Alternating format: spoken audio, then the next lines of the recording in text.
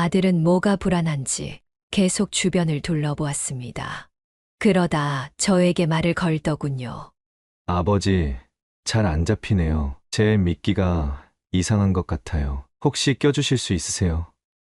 오랜만에 해서 잘 안 되네요. 저는 드디어 연결고리가 생긴 것 같아 기뻤습니다. 하지만 티를 내지 않고 천천히 다가가 아들의 낚시줄을 감았죠. 저는 지금이 기회라고 생각했습니다. 낚시바늘에 미끼를 낄 준비를 하며 아들에게 물었죠. 혹시 사업을 하면서 도움이 필요하면 언제든지 연락하거라. 힘들면 내 회사로 들어와도 돼. 나는 언제든 너를 받아. 그때였습니다. 아들은 갑자기 저에게 가까이 다가왔습니다. 저는 미끼를 바늘에 끼다가 아들이 다가오자 그의 얼굴을 쳐다보았죠. 잠시 동안 봤던 아들의 얼굴은 분노로 가득 차 있었습니다. 그리곤 말했죠. 변한 게 없으시네요. 그렇게 자식 위하는 아버지 연기를 하고 싶으세요? 그럴 거면 그때 잘해주지 그러셨어요. 뭐라고? 너 무슨 소리를 하는? 그 순간 아들은 저의 가슴팍을 두 손으로 세게 밀쳤어요. 저는 갯바위 끝에서 순간적으로 균형을 잃었고 물속으로 떨어졌습니다. 모든 것은 순식간에 일어났고 저는 무엇이 일어난 건지 이해할 틈도 없이 물속에서 허우적거리고 있었습니다. 다행히 암초에는 부딪히지 않았죠. 아들이 저를 밀어넣은 이유가 무엇인지, 왜 그랬는지를 알 수 없었습니다. 도대체 왜 이렇게까지 하는 걸까요? 제가 제 몸을 물속에서 허우적거리며 겨우 그 상황을 넘기려 할 때 아들의 웃음소리가 들렸습니다. 그 웃음은 제가 오랫동안 듣지 못한 소리였지만 그 순간 그것이 저를 더 크게 절망하게 만들었습니다. 아들은 저를 물속에 빠뜨린 뒤 아무런 제스처나 미안하다는 말 한마디 없이 그 자리를 떠났습니다. 제가 물속에서 아무리 소리쳐도 아들이 저를 도와줄 기미는 보이지 않았습니다. 이게 어떻게 된 일일까요? 지금 낚시를 하러 간 아들이 아버지를 갯바위 절벽에서 밀어 바닷속에 빠뜨린 상황인데요. 오늘은 천륜을 저버린 아들에 대한 최영남님의 사연입니다. 어떤 내용의 이야기일지 바로 들어보도록 하겠습니다. 안녕하세요. 저는 서울 광진구에 살고 있는 최영남이라고 합니다. 올해 75이 되었어요. 저도 사연을 자주 듣곤 하는데 이렇게 제 이야기를 하게 될 줄은 몰랐네요. 제가 오늘 드릴 이야기는 굉장히 충격적인 이야기일 겁니다. 누구에게도 절대는 일어나서는 안 되는 일이 저에게 벌어졌거든요. 어쩌면 제가 원인을 제공한 걸 수도 있겠지만 말이에요. 아무쪼록 이야기를 끝까지 들어보시고 어떻게 생각하시는지, 그리고 제가 어떻게 살았어야 했는지 많은 조언과 의견 주시면 남은 인생 살면서 가슴에 새기며 살겠습니다. 그럼 이야기 시작하겠습니다. 왜 앞에 말씀드린 일이 벌어졌는지 설명하기 위해서는 제가 아들을 낳았을 때로 돌아가야 합니다. 저에겐 외동 아들이 하나 있습니다.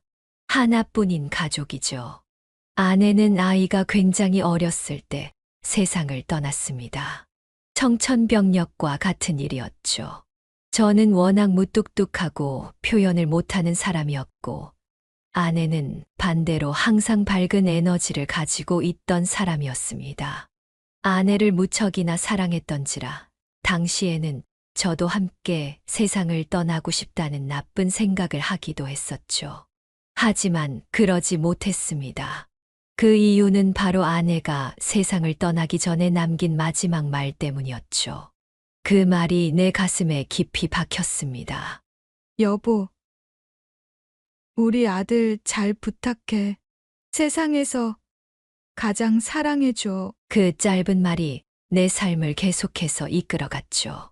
아내는 세상에서 가장 좋은 사람이었고, 저에게 큰 힘이 되어 주었고, 아들에 대한 걱정과 사랑을 고백하면서 세상을 떠났습니다.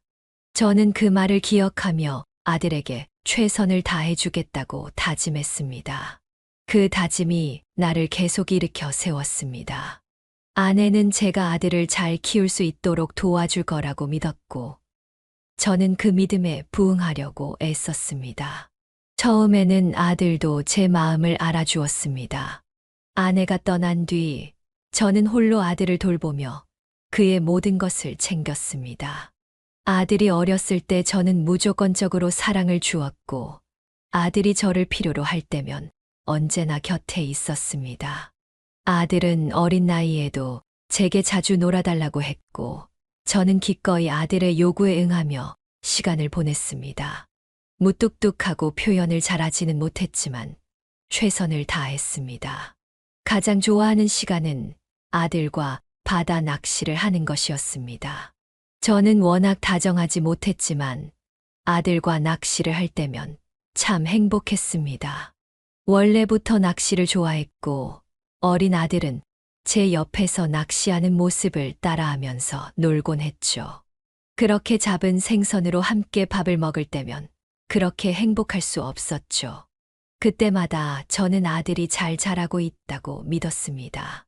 하지만 시간이 지나면서 아들이 점점 나와 멀어지는 것 같았습니다. 아내가 남긴 그 유언은 저에게 큰 짐이 되기도 했습니다. 잘 부탁한다고 부탁을 받긴 했지만 제가 아들에게 무엇을 잘 해줘야 하는지, 어떻게 하는 게 잘해주는 건지는 저 홀로 알기 어려웠습니다. 아들이 점점 나이를 먹어가면서 저는 여전히 아들을 잘 키우기 위해 매일매일 최선을 다했지만, 아들은 그때마다 제 기대를 저버리며 계속 다른 길을 가기 시작했습니다. 아들의 변화는 점점 더 두드러졌죠. 예전에는 즐거워하던 소소한 일들, 내게 말해주던 고민들, 그런 것들이 하나둘씩 사라져갔습니다. 언젠가부터 저에게 말을 걸기보다는 친구들만 찾았고, 집에 돌아와도 방에만 틀어박혀 있곤 했습니다. 저는 아들이 혼자서 무언가 잘 해결할 수 있을 거라고 믿었습니다. 그러나 어느 순간부터 아들은 잘못된 길로 들어서기 시작했죠. 친구들과 어울려 다니면서 말썽을 부리기도 했고, 학업을 등한시하기 시작했습니다. 저는 그렇게 하지 않길 바랐지만, 그럴수록 아들은 점점 제 말을 듣지 않았습니다. 결국 아들은 저와의 대화조차 거부하고 다른 사람들, 특히 친구들에게만 의지하게 되었습니다.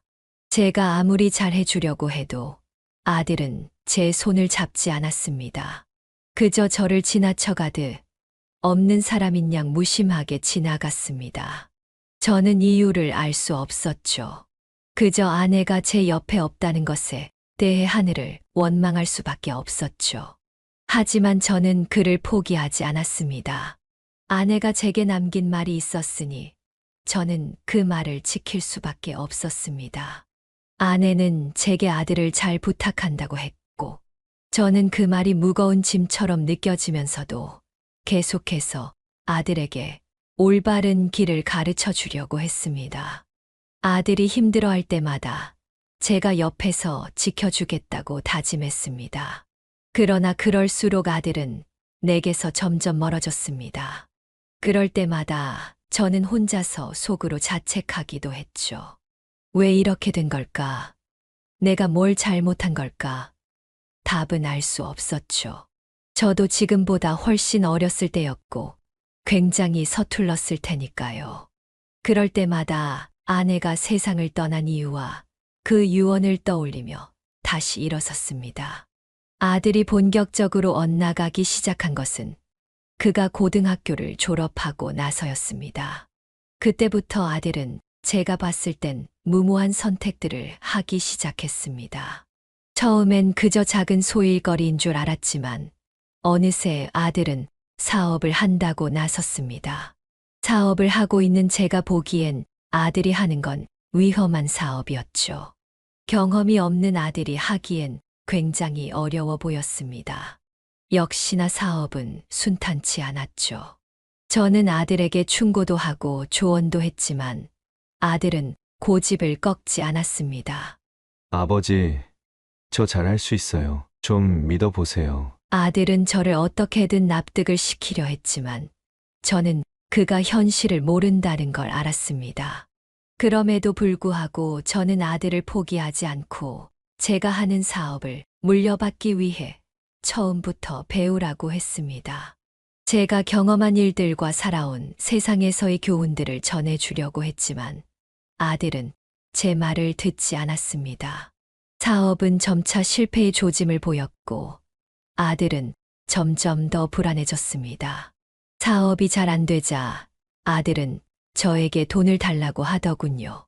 제가 아들에게 돈을 주지 않겠다고 했을 때 아들은 본인을 믿지 않는다고 생각했을지 모릅니다. 아버지, 제가 도와달라고 했잖아요. 조금만 도와주면 금방 다시 일어설 수 있어요. 도대체 왜 도와주지 않는 거예요? 저는 아들에게 돈을 주는 게 그를 돕는 길이 아니라고 생각했습니다. 돈을 주면 또 다른 나쁜 선택을 하게 될 거라고 확신했기 때문입니다. 그래서 저는 아들에게 이렇게 말했습니다. 너는 아직 아무것도 몰라. 당장 사업을 접고 내 밑에서 일을 배워라. 지금 너가 하는 사업은 내가 아무리 돈을 준다 해도 절대 잘 될 수 없어. 내가 너에게 돈을 준다면 너는 영원히 성장하지 못할 거야. 거짓말 마세요. 그냥 제가 싫다고 솔직하게 말하세요. 저 때문에 어머니가 그렇게 된 거라 생각하시는 거 다 알아요. 무슨 소리냐? 나는 그런 생각은 추호도 해본 적이 없어. 제가 그 말을 믿을 것 같아요? 아버지는 진짜 최악이에요. 아들은 그 말을 마지막으로 집을 나가버렸습니다. 저는 아들의 말에 충격을 받았습니다. 아들이 저를 그렇게 생각하고 있을 줄은 정말 몰랐죠. 저는 이때 어떻게든 아들을 찾아 오해를 풀었어야 했습니다. 하지만 그때 저는 그의 미래를 위해서라면 이런 결정도 내려야 한다고 생각했습니다. 저는 아들이 저 없이도 이 험한 세상 잘 버텨낼 수 있게 자립할 힘을 키웠으면 했습니다. 그게 제 아내와의 약속을 지키는 것이라 생각했고요. 아들이 제 도움 없이도 잘 살아갈 수 있기를 간절히 기도했습니다. 그럼에도 불구하고 아들은 점차 저를 멀리하고 저와의 대화조차 피하려 했습니다. 제가 아들에게 최선을 다했다는 사실은 그가 저를 어떻게 생각하든 제가 뭘 했든 관계없었습니다. 결국 아들은 나의 기대를 저버리고 다른 길을 선택하게 된 것입니다. 그때부터 저는 아들의 행동에 상처를 받았지만 여전히 그의 행복을 바랬습니다.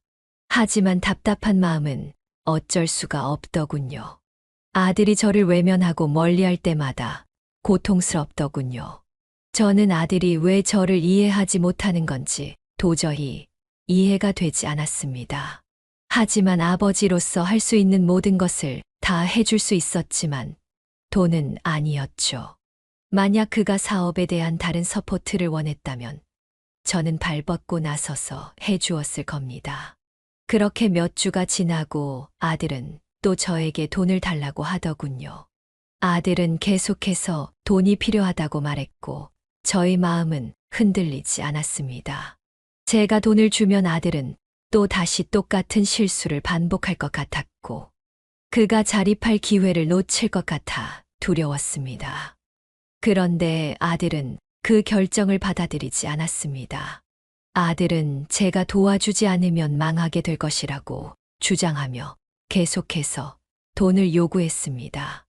너는 왜 내 뜻을 몰라주는 거냐? 너의 일은 너 스스로 해결해야지. 나중에 내가 힘들 때 내가 없으면 어떡하려고 그러는 거야? 무조건 잘 된다니까요. 아버지야말로 도대체 왜 저를 믿어주지 않는 거예요? 말이 안 통하는구나. 언젠가 나의 뜻을 깨닫게 되는 날이 올 거다. 내 마음은 절대 안 바뀌니 기대하지 말거라. 아들은 집안에 있던 전화기를 바닥에 내동댕이 치고는 역시나 집을 나갔죠. 제가 그랬던 것처럼 아들은 세상에 스스로 부딪혀 성장해 나가야 했습니다. 그날 밤 저는 세상을 떠난 아내의 사진을 보면서 말했습니다.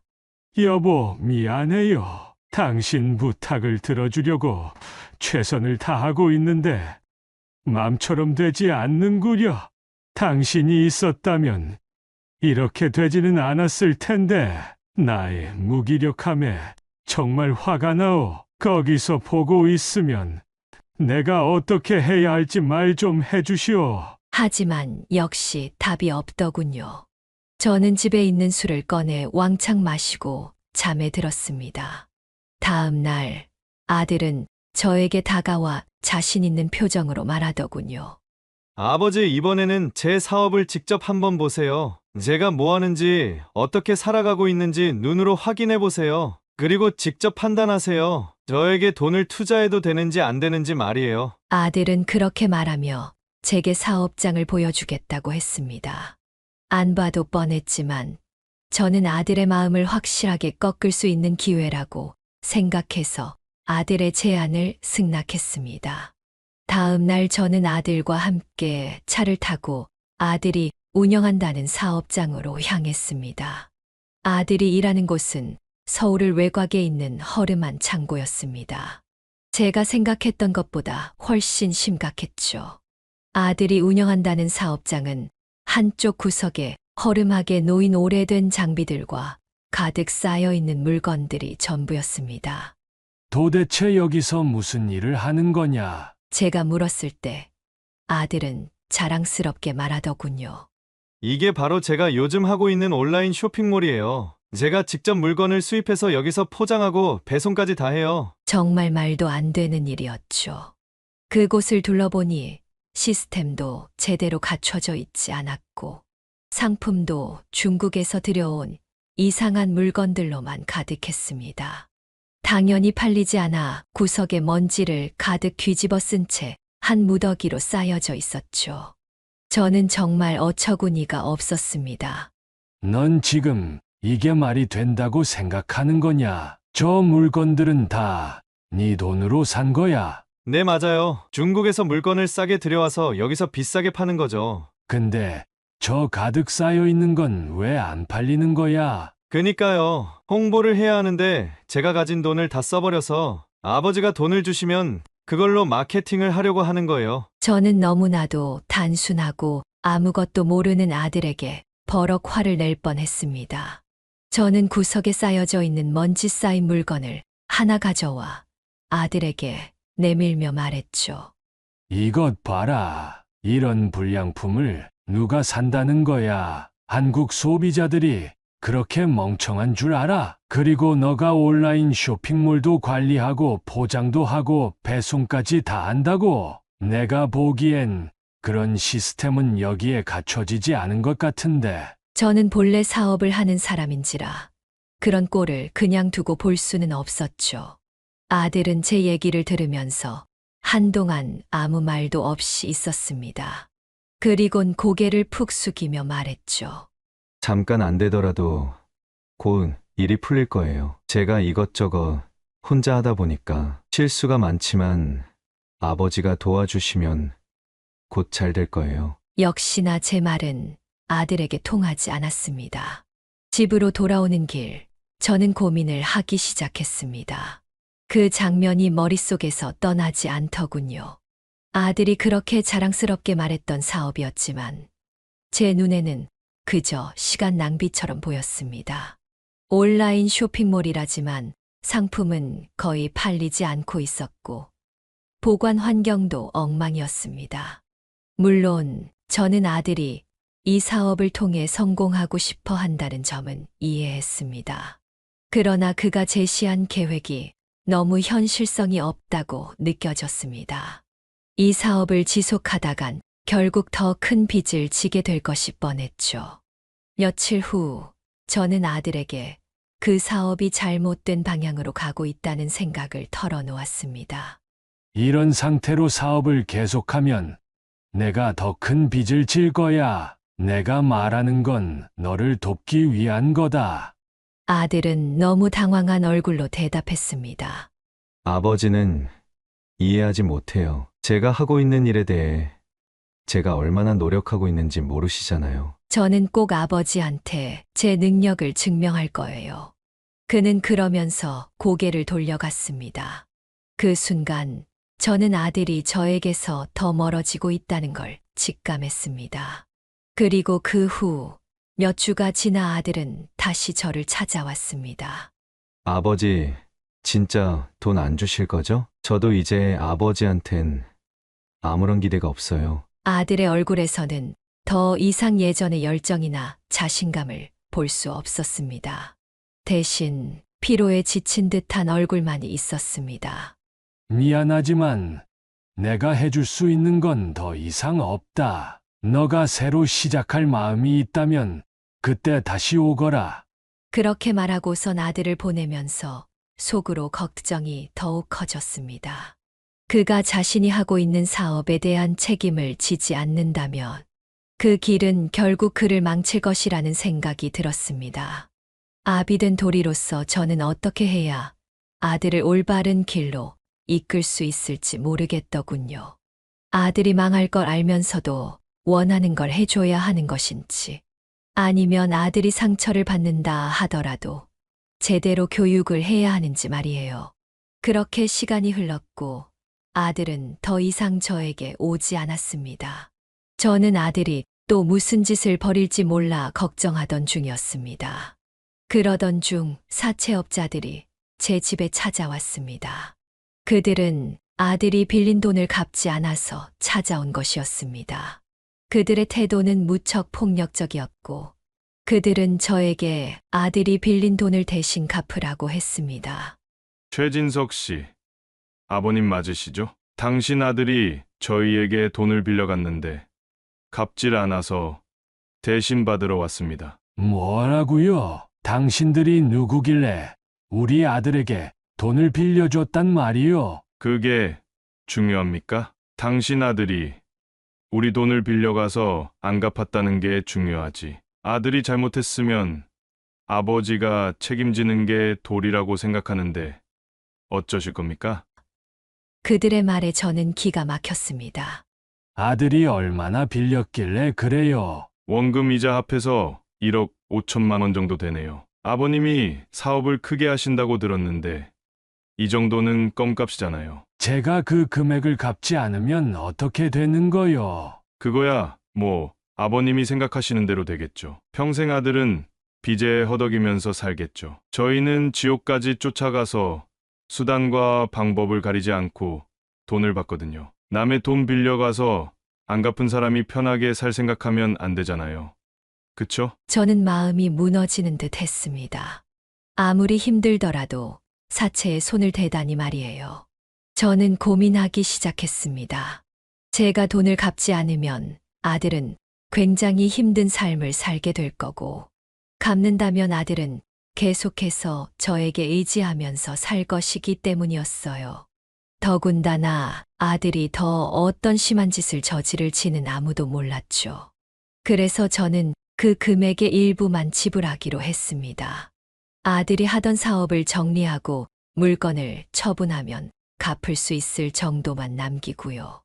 어쩔 수 없이 일부 금액을 지불했지만 나머지는 아들이 책임을 져야 했습니다. 잘 받아갑니다. 멋진 아버지시네요. 근데 남은 원금하고 이자가 있어서 이것도 얼른 갚으셔야 할 겁니다. 아시다시피 이자는 금방 늘어나거든요. 다음 날 아들은 저를 찾아왔습니다. 아들은 그 사람들에게 맞았는지 얼굴에 멍이 들어있더군요. 저는 그 모습을 보고 마음이 너무 아파 눈을 질끈 감을 수밖에 없었습니다. 아버지, 이번엔 정말 끝장이에요. 그 사람들 진짜 무서운 사람들이에요. 아버지가 돈을 주지 않으시면 더 이상 버티기 힘들어요. 매일 찾아와서 협박을 해요. 그 말을 듣고 저는 다시 한번 마음이 흔들렸습니다. 그러나 여전히 제 결심은 변하지 않았습니다. 오히려 잘 되었다. 화를 내고 싶은 마음은 굴뚝 같지만 내지 않으마. 이번 기회로 너도 배운 게 있을 거야. 지금 하는 사업 정리하고 물건 처분해서 돈을 갚거라. 그리고 새로 다시 시작하는 거야. 아버지, 지금 하는 사업은 제 목숨과도 같은 거라고요. 이번 위기만 넘기면 다시 기사회생 할 수 있어요. 아직도 정신을 못 차렸구나. 대체 언제쯤 정신을 차릴 거냐? 너가 지금 실패했다는 걸 인정해야 다시 성공할 수 있다는 걸 왜 모르는 거야? 어쨌든 나는 더 이상 널 도와줄 수 없다. 나도 할 만큼 했어. 아들은 그 말을 듣고는 축 늘어진 채 집을 나가더군요. 집을 나가기 전 저를 보는 눈빛엔 저에 대한 원망이 가득했습니다. 며칠 뒤 사채업자들이 저를 다시 찾아왔더군요. 아버님, 저희 왔습니다. 아들분이 사업을 정리하고 물건 처리해서 대부분 다 갚았는데 아직 조금 남아서요. 저는 깊은 한숨을 쉬었습니다. 아들분은 돈 갚기 위해서 최선을 다했어요. 근데 이제 정말 탈탈 털어도 10원 한 장 안 나오는데 어떡하겠습니까? 아버님이 해결해 주셔야죠. 만약 안 주시면 저희가 아들분한테 어떤 짓을 저지를지 모릅니다. 남은 빚은 얼마입니까? 어제까지만 해도 2천 정도였는데 오늘 이자 붙어서 2,200만 원이 됐네요. 내일은 2,420만 원일 거고요. 저희도 이러기 싫어요. 사람 사는 세상인데 이렇게 삭막해서 되겠습니까? 이번 주 안으로 주시면 저희가 오늘 이자로 동결해 드리겠습니다. 저는 깊은 한숨을 쉬었습니다. 사채업자들의 말은 굉장히 위압적이었고 제가 돈을 주지 않는다면 정말 제 아들에게 무슨 짓이라도 할 것만 같았어요.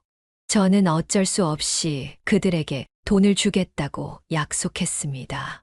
제 아들은 지금 어디 있습니까? 저희가 데리고 있습니다. 금방 보내드리죠. 이걸로 빚은 다 청산되셨습니다. 제가 오지랖 부리는 것 같아서 말씀 안 드리려고 했는데 제 아버지 같아서 한 말씀만 드릴게요. 당신 아들 관리 잘하세요. 제가 일하면서 저런 놈 많이 봤는데 집안 말아먹을 놈입니다. 그럼 가겠습니다. 항상 건강하시고 돈 필요하시면 언제든 연락 주세요. 고객님. 그 놈들은 저에게 명함 한 장을 던진 뒤 집에서 나갔죠.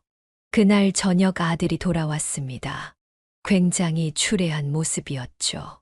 다행히 몸은 어디 다친 곳 없이 괜찮은 것 같았습니다. 저는 아들을 안아주려 했지만 아들은 저를 거부하더군요. 이제 속 시원하세요? 뭐라고? 제가 이 지경, 이 꼴 되니까 속 시원하시냐고요? 아버지 때문에 제 인생은 이제 내리막길이에요.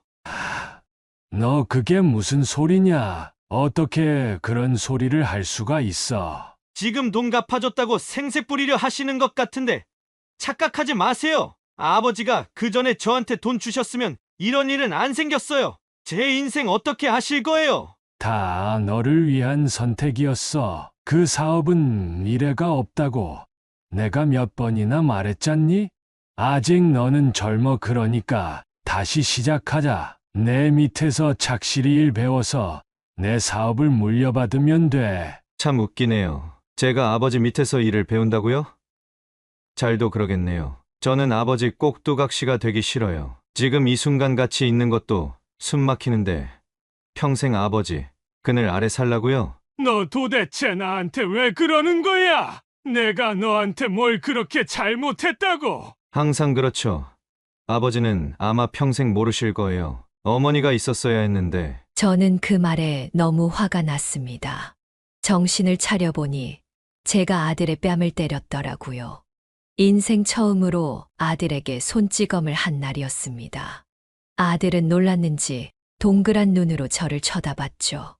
이제야 본 모습을 드러내시는군요. 저 때리고 싶은 거 지금까지 어떻게 참으셨어요? 잘 됐네요. 더 때리세요. 때려보시라고요. 그렇게 네 엄마가 보고 싶으면 따라가면 될 것 아니냐? 나도 이제 너를 어떻게 해야 할지 모르겠다. 꼴도 보기 싫으니 당장 이 집에서 나가. 좋네요. 안 그래도 그럴 생각이었어요. 저도 당신 같은 사람 필요 없어요. 이제 당신에 대해 더 이상 신경 쓰지도 않을 거예요. 잘 먹고 잘 사세요. 아들은 그 말을 뒤로 집을 나가버렸습니다. 머리에 피가 쏠려 그 자리에서 쓰러질 것만 같더군요. 저는 우리 집안이 풍비박산이 난 것처럼 느꼈고 왜 이렇게 돼버렸는지 자책을 하기 시작했습니다. 아내가 너무 보고 싶더군요. 저는 가까스로 몸을 일으켜서 소파에 앉아 만취할 때까지 술을 마시기 시작했죠. 이제 저도 될 대로 되라는 식으로 아들을 포기하고 싶었습니다. 너무 힘들었거든요. 아내의 말만 아니었다면, 제가 아버지가 아니었다면 이런 힘든 일은 겪지 않았을 텐데 말이에요. 아들은 이번엔 정말 돌아오지 않을 것 같았습니다. 이전에 집을 나갔을 때와는 사뭇 다른 분위기였거든요. 며칠 후 집에 들어와 보니 자신의 짐을 싹 다 들고 나갔더군요. 아들이 했던 내가 필요 없다는 말이 머릿속에 맴돌았습니다. 아들이 완전히 저를 떠난 것이라고 느꼈습니다. 당장이라도 연을 끊고 싶었지만 아들을 포기할 수는 없었죠. 저는 사람을 고용해서 아들이 무슨 일을 하고 있는지 지켜보았습니다. 아들은 올바른 방법으로 돈을 벌고 있었습니다. 일용직 노동자로 하루하루 돈을 벌어 살고 있더군요. 몸이 힘든 일은 한 번도 해본 적 없는 아들인데 힘들게 일하고 있다는 걸 들으니 가슴이 아프면서도 오히려 잘 되었다는 생각이 들었습니다. 이렇게 노동과 돈의 가치를 몸소 깨닫게 되면 저를 이해해 주지 않을까 생각했습니다. 그래서 저는 아들이 돌아오면 언제든 그를 용서하고 맞이할 준비를 하고 있었습니다. 하지만 한동안 돌아오지 않더군요. 연락 한 통 없었습니다. 그 후로 몇 년이 지났습니다. 저는 아들이 저를 떠난 뒤로 매일같이 아들을 그리워하며 살아왔습니다. 아들이 다시 저를 찾아올 거라고 기대하며 살아왔지만 그는 끝내 돌아오지 않았습니다. 그럼에도 불구하고 아들은 자신만의 길을 가는 듯 했습니다. 그리고 저는 아들이 어느 길을 가고 있는지, 어떻게 살아가고 있는지 알 수 없었습니다. 다시 사업을 시작한다는 이야기만 듣고는 더 이상 아들의 정보를 받지 못했거든요.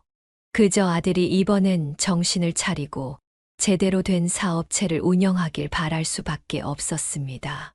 시간이 갈수록 저와 아들의 거리는 점점 더 멀어졌다는 걸 느꼈습니다. 저도 모르게 아들에게 다시 연락하고 싶어 연락할 때도 있었지만 역시나 받지 않더군요. 제게 돌아올 가능성은 없어 보였습니다. 아들이 제게 남긴 마지막 말. 저도 당신 같은 사람 필요 없어요. 이제 당신에 대해 더 이상 신경 쓰지도 않을 거예요. 잘 먹고 잘 사세요. 라는 말이 제 가슴에 비수처럼 꽂혀져 있었습니다. 그러던 어느 날이었습니다. 다시 한번 아들이 저에게 연락을 했습니다. 그것도 아주 뜻밖의 방식으로 갑자기 말이죠. 전화기가 울리고 아들의 이름이 떴을 때 저는 어떻게 반응해야 할지 몰랐습니다. 워낙 다정한 것과 거리가 먼 사람이기에 일단 아들의 이야기를 들어보려고 했습니다. 아들의 목소리는 이전과 다르게 무척 다정하게 느껴졌습니다. 정말 오랜만에 아들 목소리를 듣는 것이었죠. 아버지, 잘 지내셨어요? 오랜만이구나. 나는 잘 지냈다. 너는 어떻게 지내고 있니? 저는 그럭저럭 잘 지내고 있어요. 새로 사업을 시작한 지 1년이 됐어요. 그렇구나. 사업은 잘 되어가니? 뭐 나쁘지 않아요. 저도 이제 많이 배웠으니까요. 다행이구나. 너를 정말 많이 걱정했단다. 아버지가 저를요? 말씀이라도 고맙네요. 정말이다. 너가 믿을진 모르겠지만 말이야. 네, 믿어요. 죄송하다는 말 드리려고 전화했어요. 나이가 들다 보니 이제야 아버지 마음을 조금은 알 것 같아서요. 저는 그 말을 듣고 놀랄 수밖에 없었습니다. 제가 그토록 기다리던 순간이었기 때문이었습니다. 저는 벅차서 한동안 대답을 할 수 없었습니다. 저는 아들이 이렇게 정신을 차리고 저에게 돌아올 거라고는 상상도 하지 못했으니까요. 아버지, 듣고 계세요? 그래, 듣고 있다. 그래서 말인데, 오랜만에 낚시하러 가실래요? 낚시. 갑자기 웬 낚시냐? 그냥 오랜만에 만나서 어색할 텐데 낚시라도 하면 덜 어색할 것 같아서요. 그리고 유일하게 아버지의 대해 좋은 기억으로 남은 게 제가 어렸을 때 아버지랑 낚시를 간 거였어요. 그때는 정말 행복했는데 말이에요. 그렇구나. 나도 그렇단다. 그래, 오랜만에 낚시하러 가자. 시간은 언제쯤 괜찮니? 제가 좋은 날로 잡아서 다시 연락드릴게요. 아버지 보고 싶네요. 정말 눈물이 나올 것만 같았습니다. 저는 당시엔 의심하지 못했습니다. 단순히 시간이 흘러서 그동안의 관계를 회복하려는 노력인지 아니면 다른 뜻이 있는지 저는 정확히 알지 못했어요. 그저 아들이 저를 보자고 하는 말에 기뻐서 얼른 그 날이 왔으면 좋겠다 싶었죠. 그렇게 시간이 지나 낚시하는 날이 되었죠. 저는 아침부터 무척 설렜습니다. 그 전날 잠을 이루지 못했고 미리 낚시 갈 준비를 다 마친 상태였죠. 저희는 자주 가던 갯바위 낚시를 가기로 했습니다.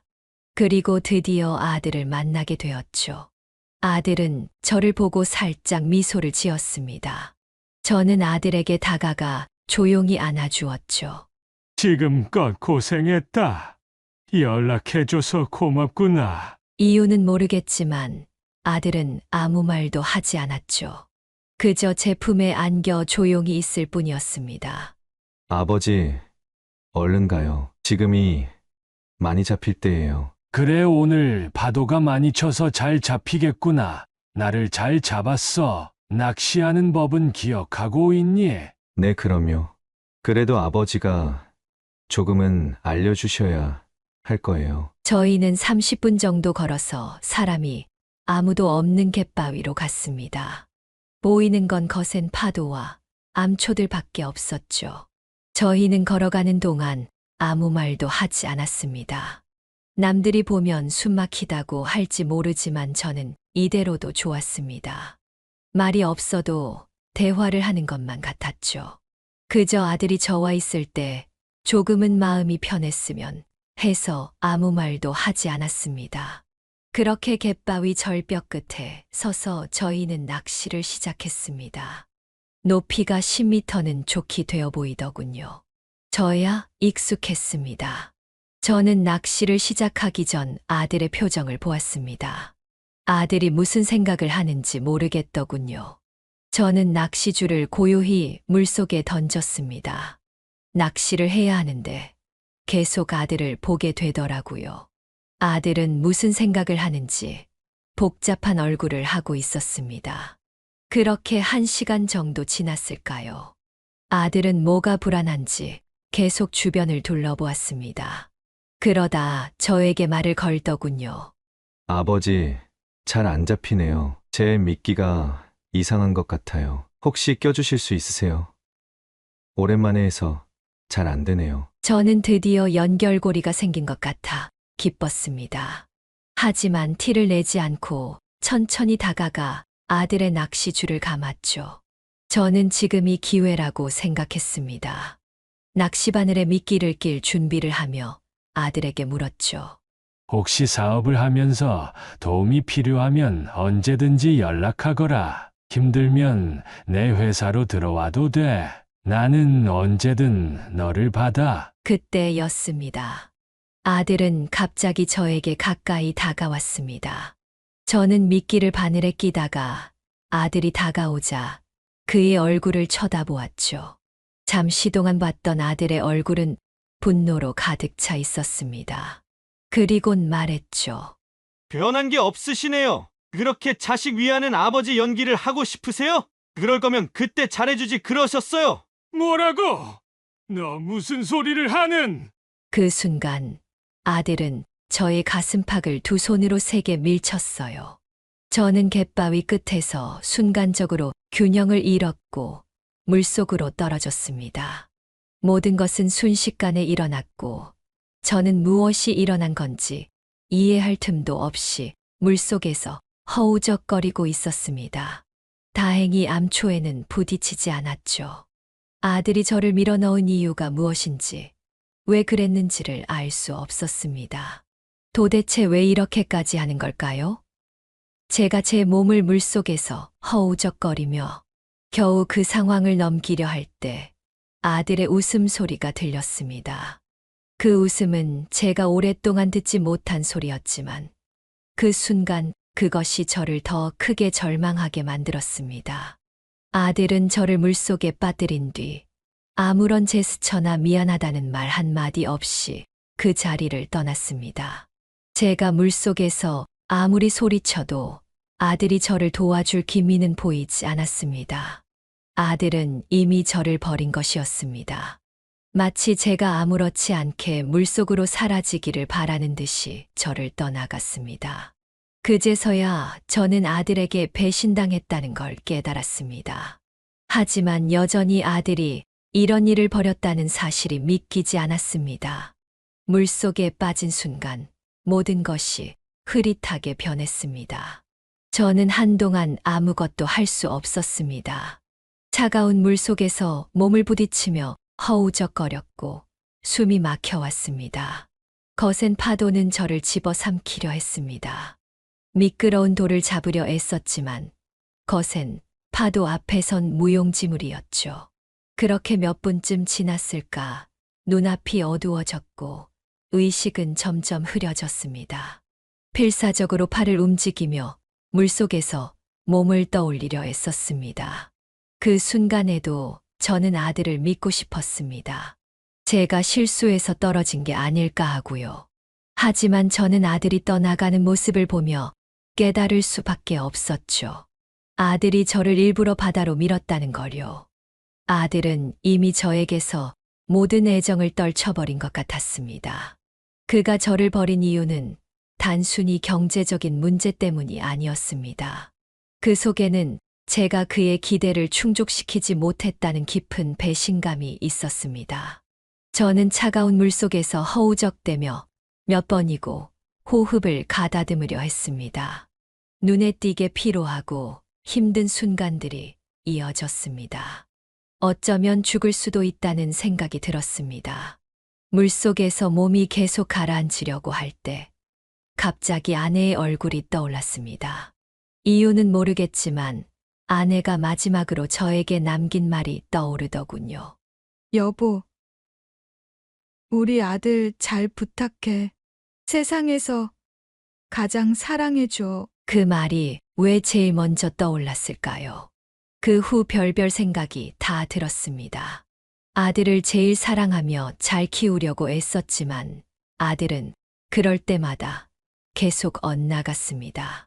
그래도 포기하지 않고 잘 해보려 했지만 아들은 결국 저를 배신했습니다. 결국 지금 저는 이 차가운 물속에서 아들로부터 받은 배신감과 외로움만 느낄 수 있었습니다. 저는 이대로 죽을 순 없다고 생각했어요. 아무리 몸이 힘들고 물이 점점 더 깊어지는 것 같아도 저는 살아야 했습니다. 살아서 아들에게 복수해야 했습니다. 꼭 살아서 아들을 올바른 길로 이끌어야 했습니다. 자신이 한 짓에 대해 벌을 받아야 하는 게 세상 이치니까요. 아들을 결코 용서하지 않기로 마음먹었습니다. 그게 그 아이를 위한 것이었죠. 아내가 남긴 마지막 부탁을 기억하며 저는 끝까지 버텨보려 했습니다. 어떻게든 이 고통을 이겨내야만 했습니다. 하지만 시간이 지날수록 몸에 힘은 빠졌고 저는 결국 바다 한가운데로 휩쓸려 나갔습니다. 남은 힘을 다해 뭔가를 잡으려고 했지만 손에 잡히는 게 없더군요. 이대로 끝이라고 생각할 때쯤 버둥거리던 제 손에 뭔가가 잡혔습니다. 저는 마지막으로 있는 힘을 다해서 그것을 잡아당겼죠. 알고 보니 그건 사람의 손이었습니다. 근처에서 낚시를 하던 낚시배가 제가 소리 지르는 것을 듣고 구하러 온 것이었죠. 저는 그분들의 도움으로 배 위로 올라올 수 있었고 정신을 차리는데 한참이 걸렸습니다. 많은 바닷물을 토해냈고 바로 병원으로 이송되었죠. 힘이 빠지고 몸이 지쳐서 더 이상 말도 할 수 없었지만 저는 여전히 아들에게 복수할 결심을 굳혔습니다. 제가 살아남은 이유는 오직 하나, 아들이 벌을 받을 수 있도록 저를 물속에서 죽이려고 했던 그 음모에 대해 세상에 알리고 복수하는 것이었으니까요. 병원에서 저는 다시 한번 아들의 얼굴을 떠올렸습니다. 그가 저를 떠나버린 이유는 분명히 저와의 관계를 완전히 끊고 싶어서일 것입니다. 그리고 제 유산을 가로채려고 한 것이었겠죠. 아들은 제가 죽었다고 생각했을 겁니다. 하지만 저는 살아남았죠. 제 마음속에는 자비와 분노가 섞여 소용돌이 쳤습니다. 아들의 범죄를 알리려 생각이 들면 아내의 생각이 나서 그러지 못했고, 용서를 하려고 하니 그것 또한 올바르지 못하다고 생각이 들었습니다. 그렇게 며칠이 지나고 저는 퇴원을 할 수 있었습니다. 몸 이곳저곳엔 암초와 파도 때문에 생긴 상처와 멍이 가득했습니다. 저는 결국 아들의 죄를 세상에 밝히고 아들이 저지른 죄값을 치르게 하기로 마음먹었습니다. 그동안 제가 겪은 고통과 몸의 피로는 쉽게 회복되지 않았습니다. 하지만 제 마음은 어느새 또 다른 전투를 준비하고 있었습니다. 저는 살아남은 이유가 무엇인지 잘 알고 있었죠. 아들의 범죄를 증명하기 위해선 그 순간의 증거가 저에게 필요했습니다. 아들이 저를 밀어넣은 장면을 어떻게든 증명할 수 있는 방법이 없을까 하는 생각이 들었습니다. 저는 그 후 몇 날 며칠의 고민 끝에 아들을 신고하기로 결심했습니다. 경찰서에 가서 아들이 저를 물속에 밀어넣었음을 증명할 수 있는 모든 사실을 전달하기 시작했습니다. 물론 그 당시 상황에서 직접적인 증거는 부족했습니다. 하지만 제가 살아남았다는 사실만으로도 아들이 저를 죽이려고 했다는 것은 충분히 입증될 수 있었습니다. 경찰은 제 말에 귀 기울였고 사건에 대해 조사를 시작했습니다. 저는 차근차근 그동안의 아들과의 관계와 그가 저에게 저지른 일들을 설명했습니다. 아들이 어떻게 사업을 실패하고 저에게 돈을 달라고 했을 때 거절당했으며 그 후 저에게 분노를 품고 저를 물속에 밀어넣었다는 사실도 모두 고백했습니다. 저는 경찰들에게 모든 것을 떠맡기고 그가 저를 해친 사실을 밝혀낼 수 있도록 도왔습니다. 저는 당시 저를 구해준 사람들을 찾아가 증언을 해주길 부탁했고, 다행히 그들은 제가 떨어지고 나서 아들이 사라지는 모습을 보았다고 했습니다. 아들이 저에게 했던 배신은 이제 결코 묵과될 수 없었습니다. 그는 죄를 지었고 저는 그 죄값을 치르게 해야 했습니다. 몇 주 후 경찰은 아들을 체포하고 사건을 정식으로 수사하기 시작했습니다. 저는 검찰과 협력하여 그의 범죄를 입증할 수 있도록 도왔습니다. 아들이 저를 물속에 밀어넣었던 그 순간, 저를 죽이려 했던 그 순간을 입증할 수 있는 중요한 증거들이 하나둘씩 모였고, 결국 아들은 그 모든 사실이 드러나며 범죄자로 낙인 찍히게 되었습니다. 그의 거짓과 배신은 이제 아무리 덮으려 해도 가릴 수 없었습니다. 아들을 본 건 시간이 지나 법원에서였습니다. 저는 아들을 계속해서 쳐다보았지만 아들은 저를 한 번도 쳐다보지 않았죠. 물론 아무 말도 하지 않았습니다. 그렇게 아들은 감옥에 갇히게 되었습니다. 미수로 그쳤지만 그래도 꽤 오랜 형을 받았죠. 저는 그렇게 아들이 없는 현실로 돌아오게 되었습니다. 그리고 그 후로 몇 달이 지나 저는 감옥에서 보내온 그의 편지를 받았습니다. 그 편지에는 여러 가지 감정이 묻어나 있었지만 저는 그것을 받아들일 마음이 없었습니다. 아들의 글귀는 저를 다시금 울게 하지 못했습니다. 저는 그가 감옥에서 후회하고 있다고 해도 그 후회가 진심인지 아니면 형벌을 피하려는 얄팍한 속셈인지 알 수 없었습니다. 저는 그 아이가 감옥에 있는 동안 더 이상 관계를 이어갈 생각이 없었습니다. 아버지, 죄송해요. 다시 한번 기회를 주세요. 탄원서를 넣어주시길 간곡히 바라고 있겠습니다. 아들의 편지는 제겐 그저 공허한 말들로 느껴졌습니다. 저는 아들에게 답장을 보내지 않았습니다. 이제 아들이 저에게 할 수 있는 것은 아무것도 없었고, 저도 마찬가지였습니다. 그가 감옥에서 편지를 보내는 동안 저는 그저 그의 존재를 외면하며 살아가기로 했습니다. 그가 저에게 무슨 말을 해도 저에게 중요한 것은 오직 저의 삶을 다시 시작하는 것뿐이었습니다. 아들은 이제 그저 저의 과거가 되어버렸고, 저는 아들이 저에게 했던 배신을 잊고 앞으로의 삶을 살아가야만 했습니다. 아들이 감옥에 갇힌 이후 저는 여전히 그의 존재를 느끼지 않으려 애썼습니다. 몇 번의 편지가 제 손에 쥐어졌지만 그때마다 저는 그것들을 간직하거나 읽지도 않았습니다. 그의 글씨는 어쩐지 차갑고 냉정해 보였고, 그가 그리던 후회의 그림자도 제겐 믿음이 가지 않았습니다. 모든 것이 이미 끝났다고 생각했습니다. 제가 그를 향해 사랑을 쏟고 기대하며 애썼던 그 시간이 이제는 전혀 의미 없는 기억처럼 느껴졌습니다. 아들이 저를 죽이려고 했던 그날 이후 저는 아들과의 관계를 끊어야겠다고 마음먹었습니다. 그가 저를 무참히 버렸던 것처럼 이제는 제가 그를 버려야 할 때였죠. 아버지로서 내내 희생하고 마음을 쏟았던 제가 어떻게 그를 도와주었는지, 그 모든 일이 지금 그에게는 아무런 의미가 없다는 것을 알았습니다. 제가 그에게 남긴 것은 더 이상 없었습니다. 저는 아들의 잘못을 인정하고 아들의 배신을 세상에 드러내면서도 후회하지 않았습니다.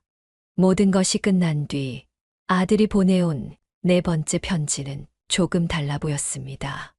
이전에 비해 더 진지하고 간절한 톤이었지만 저는 그것을 읽을 때마다 또 한 번 확신할 수 있었습니다. 그건 아들의 진심이 아니었습니다. 아들은 아버지를 잘못을 뉘우친 게 아니라 단지 감옥에서의 생활이 그를 그렇게 만들었을 뿐이었습니다.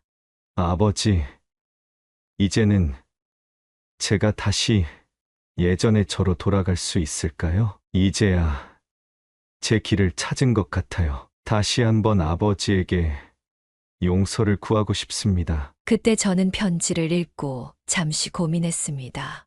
그러나 결국 답장하지 않기로 했습니다. 저에게 이제 아들이 주는 편지의 말들은 더 이상 필요 없었습니다.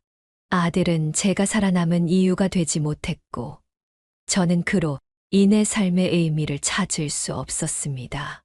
아들의 말들은 단지 제가 지닌 한때의 집착을 다시 살려내려는 시도일 뿐이었죠.